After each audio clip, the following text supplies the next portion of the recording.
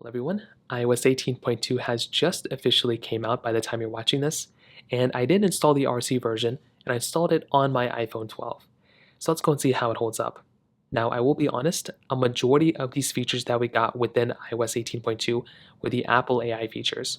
The iPhone 12 did not get any of those Apple AI features, so I will be skipping over them, but there's Genmoji, Image Playground, so many new things that we got. One of the cool improvements that we did get on the iPhone 12 though was within the Photos application. So there's a couple of notable things. Number one, we did end up getting this new improvement, which is for our videos. So now if we're going through and if we're scrolling through and we find a video, now more of our video will basically be shown while we're scrolling through. Now it's still a work in progress. You can still see it's like not the full thing. It's still like kind of cut off in the top and bottom, but it's a little bit nicer. So you should be able to see that here within this Photos app. So this is, I think, in and of itself really cool. You can also like stop looping these videos. So if you want to, you can have these videos like to no longer loop if you're scrolling through.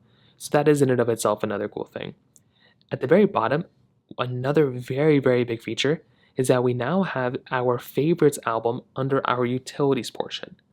So if you scroll down right here, if you look at this particular portion right here, you should be able to see that under favorites, we now basically have this favorites under utilities, which I think it was missing before, but now we have that here.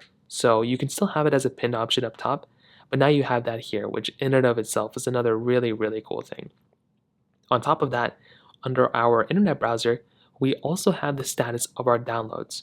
So before, if you were to go through and download a file or download something, you would know how long that download has progressed by going into your bottom left and seeing that download icon right there. But now our downloads will actually come in form of this particular portion here. So our downloads will now be in our lock screen, which that in and of itself is another really cool thing. So now if you're going through and finding some sort of like download, you'll be able to see it on your lock screen, which that in and of itself is really cool. On top of that, under Find My, so inside of our Find My application, we have the capability now of basically sharing out our Find My devices with other people. So if you wanted to share your AirTag location or share whatever other information or your locations of anything that you personally own, you can now share it with other people. So as long as you're the owner of it, you should be able to share it. So that is something that's really, really cool, and that's another really cool improvement. And under voice memos, we now have this option of doing layered recording. So now if your iPhone supports it, you can now do like layered recording on top of a recording, which in and of itself is a really, really nice thing. So I'll make a separate video on how to do all that, but ultimately, those are kind of the main improvements within iOS 18.2.